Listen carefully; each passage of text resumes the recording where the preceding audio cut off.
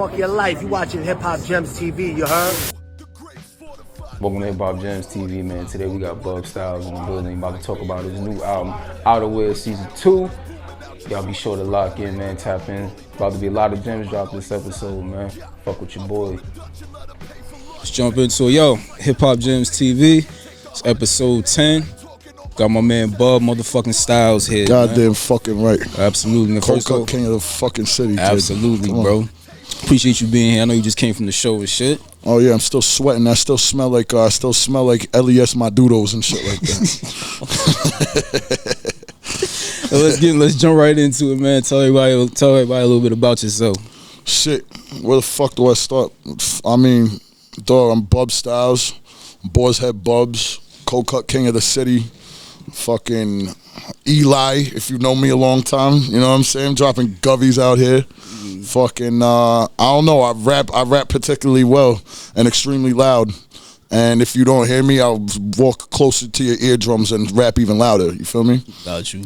Sums it up. Where that shit come from? Because I see you live and even just in your music, bro. That style is ridiculous. I scream at the top of my. They need to hear what I have to say, bro. Ridiculous. They need to hear this goofy shit. It's goofy things. The things I say, very goofy, very street, very stupid. I love it. Absolutely, man. Yeah. So, what would you say your introduction to hip hop was, man? Like as far as rapping, or as far as like what, like hearing it as a kid, like type shit. You can say yeah. As far as rapping, let's go yeah. with I mean. I was, you know, I know a lot of people like to pride themselves, a lot of rappers like to pride themselves on, you know, rapping from a very, very young age and shit like that, being like, yo, I was 6 years old, I was spitting bars at my fucking Fruit Loops. Nah, I wasn't like that. I was always a rap fan. I grew up in Brooklyn. You know, rap surrounded me always throughout my whole life. As far as rapping itself, I really didn't. I had a lot of rapping ass friends and a lot of rapping like producing ass friends and shit like that. But I really just started to get into it, like probably like my early 20s. And I had a producer homie at the time, and I just pulled up on him, and I was like, one day I was like, yo, I'm gonna do a song, bro. And he was like, you're not gonna do a fucking song. And I was like, I'm gonna do a song, bro. And then I did a fucking song, and that shit was stupid fire. And nobody really knew I had it in me, including myself. You know what I'm saying? You don't really know that at the time. Right. But yeah, hit the ground running, went crazy. Who was some of your favorite artists coming up, bro? Shit, like from a young age, I was bumping a lot of different type shit. I was always in a very animated music, like as a kid. Like I would listen to mad like Busta, you know what I mean? Wu-Tang, obviously. Wu-Tang from the moment I heard this shit when I was a child, like a wee lad up until that now, like Wu-Tang is everything to me. But shit, I was listening to a lot of Bone Thugs as a kid. I was listening to, you know what I mean? Big, obviously. A lot of Pun, you know what I mean? Those are Big L was probably like my biggest influence with like rap, like how I like to hear my raps go. Yeah. That's dope, man, because y'all can hear that. Yeah. All them influences, y'all can hear that shit. Nah, music, bro. For real. So, man, what made you choose rap? I know you got a lot of other shit as far as like going on. I know I had heard somewhere that you do like a lot of restaurant shit too, right? Oh yeah. So what made you choose rap as a career? Shit, it's not a career until I'm jet setting, right? There you go. I mean, nah, dog, it's a career because it's every day it's building, and you know what I'm saying. It's been exciting, everything fucking going on with this rap shit. Took a long time to get to this place, man. Like a lot of fucking energy, you know what I mean. I don't think I chose rap necessarily. I was raised so much in like a hip hop centric environment that I just like, at one point I had so many people surrounding me that was into the music that it was just inevitable, you know what I'm saying? And then when I realized how dope I actually was, I couldn't stop, you know what I mean? And what, 10 years later, it's like we here, you know what I mean? Got you, man. Tell us about Outerwear Season 2, brother. Outerwear Season 2 is it's music for bubble coats. You know what I mean? It's music for Nupsies. Music for music for 550 series. It's music for Marmot. You know what I mean? Little Marmies. It's tundra music, man. It's cold. It's unforgiving, very loud, very aggressive. It's shit that yeah, you don't smoke weed to listen to this music. No, you don't. You know, you could smoke all day and listen to this music, but this is music to put on brass knuckles to type shit. This shit is definitely punch you in your face. Yeah, shit. yeah, Definitely. yeah. I tried to not punch myself in the face in the studio while making this shit. You know what I'm saying? Got to protect this mug of mine. You know what I mean? The single, I know, first off, the single with Pro Dillinger. Shout out to Pro. Yeah, shout out to Pro. On here, bro. That fire. Yeah, thank you. Fire. He's disgusting, bro. Both of y'all together disgusting though. Thank you. Y'all compliment each other so fucking well, bro. Thank you, man. I couldn't agree more. He's I actually got put onto a shit kind of like late in the game. Like I've always seen the name around. You know, we're in the same scene and shit. So like you see a lot of names, especially on IG and shit like that. We all have the same. You know, we collab with the same people, same producers, same fucking vinyl situations, whatever. So I seen the name, but I never really tapped in. Then one day, I just like was on his shit one day, and I was like, nah, what the fuck? How have I not been on this shit? Hit him up, like I followed him. I don't know who followed who first, but somebody followed somebody, and then fucking like right away it was like, yo, what the fuck, you dirty? He was like, what the fuck, you dirty? Right. And then I sent that joint out. He got it right back to me. Then he came. We had a show together. Then he came into the city. We shot his Chinatown Sound joint, and shot a video right after. Yeah, he's dirty, bro. He's so disgusting. We're gonna have a lot more coming up. I hope so. We do. I hope so. We're in the early stages of getting a little project done. I hope. Yo, yeah, that's a leak. That's a leak. I can't wait to hear. Yeah. I appreciate you giving that leak. Kid. Nah, 100. Listen. Nah, it's crazy. The two of y'all together. Bub said, my shooter's at the Met Gala with a dirty tux, my nigga. And dirty forces. I got a stash in your shorty fortress. Come on. Turn a set from opposition to some trusted sources. Come on. Come on.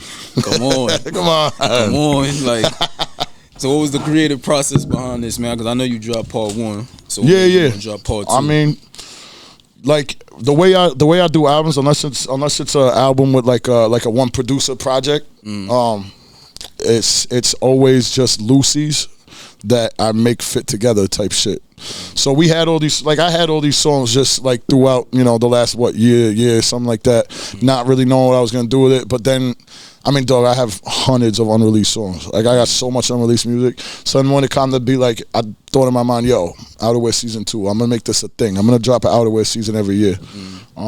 And yeah, I picked the coldest, most ridiculous shit with fire features, and that's really what it was, dog. It was, you know. Shit was fire though, man, from start to finish. Thank you. Absolutely, man. Truly appreciate that. So, who's some of the producers? I know it's like all mixed up, right? Yeah. Shit, I had that joint with Pro was produced by this dude Fumes the Threat, who's fire, kid out of Denver, stupid fire. Me and him are working on our own project too, which is so crazy.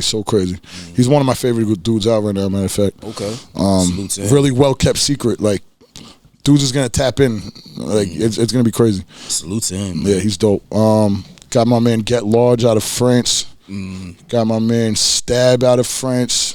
Got dude Dre Yard out of I think Ukraine. Shit, Jazz Soon's a problem. Brooklyn born and raised. I think he's out in Philly now. He's stupid fire. Has his own like little wave going on. Who else is on that? I don't want to leave nobody out. Fuck. My boy Brassbeard, of course.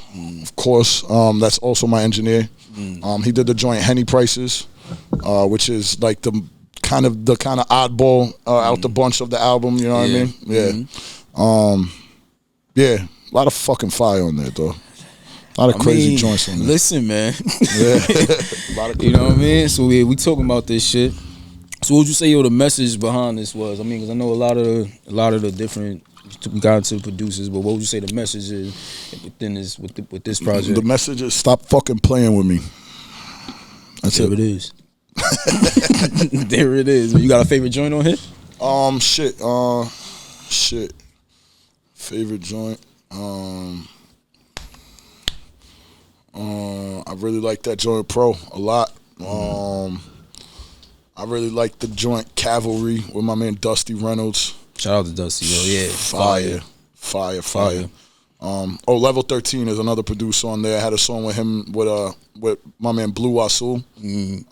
Another fire artist, Blue's absolutely, fire, yes. His verse on that was stupid smooth, crazy. Dreddy out of UK too was a producer on there. I think Elaborate Dinners is definitely up there for me. Okay. For that project. I also really like Henny Prices too because it's the oddball. It's like the one you don't expect on there.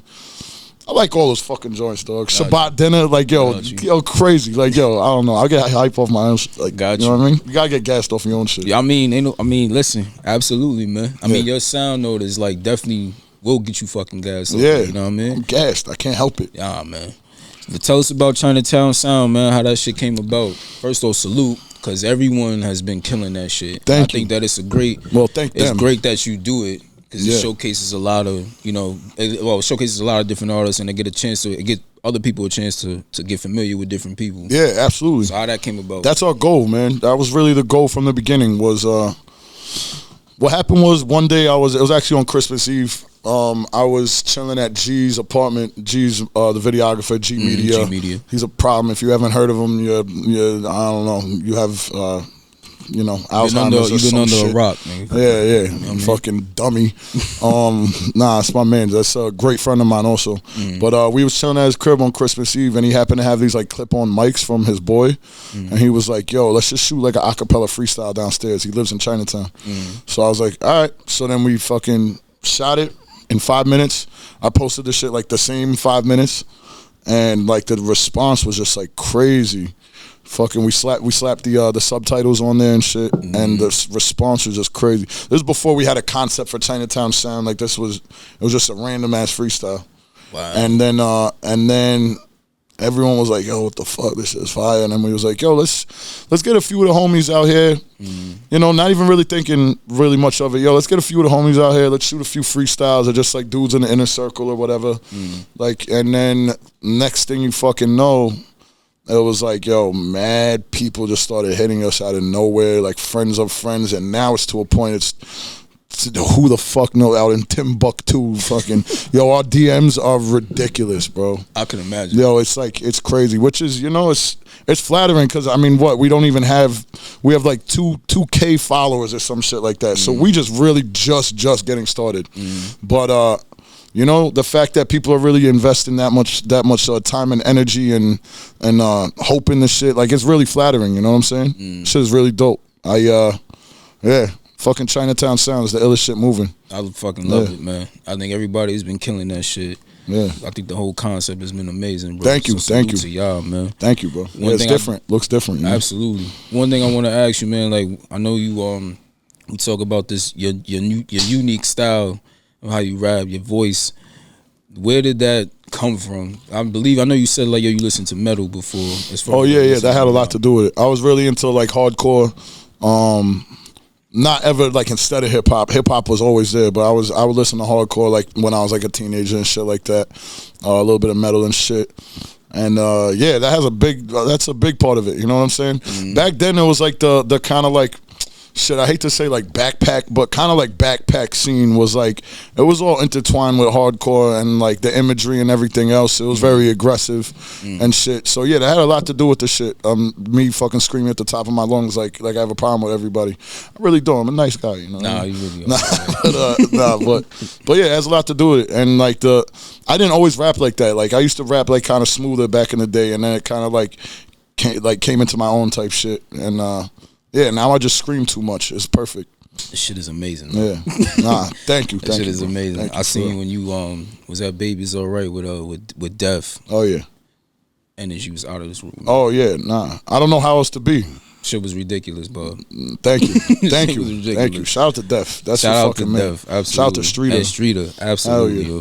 This is part of the show where you get a chance to drop a gem, man. Let motherfuckers know something that you might have heard or some shit that, some advice, a piece of advice or a gem out there that you want to get to the folks. Fucking all you rappers, dog, loosen up a little bit.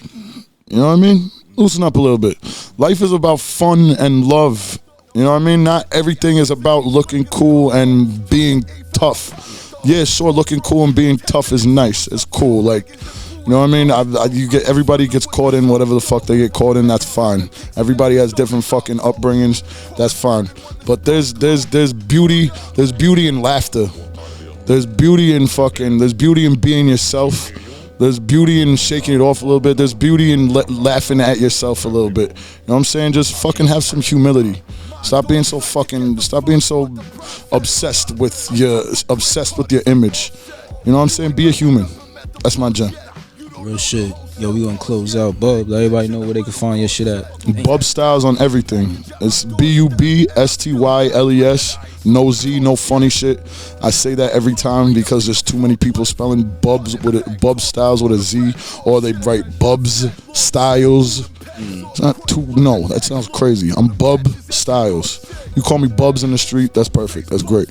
But yeah, Bub Styles on everything. BUBSTYLES. I'm on all platforms. I'm on, I'm in your grandmother's living room. I'm in, you know what I mean? You might see me on the dumpster outside of your local Wingstop. You know what I mean? I might be covered in filth, but also with like a Montclair on and shit. on a fucking deli somewhere. You feel me? Yo, HipHopGemsTV, man. We closing out. Bub, appreciate you. My God, I appreciate you, dog. Nah, man, absolutely, real, man. Absolutely. Closing this bitch out, man. Y'all stay tuned for this. Yeah. I walked in the store, I said, yo, let me get the honey turkey, the oven roast, 2 Dutches, a cranberry snapple, and the whole register while you at it. Fuck it.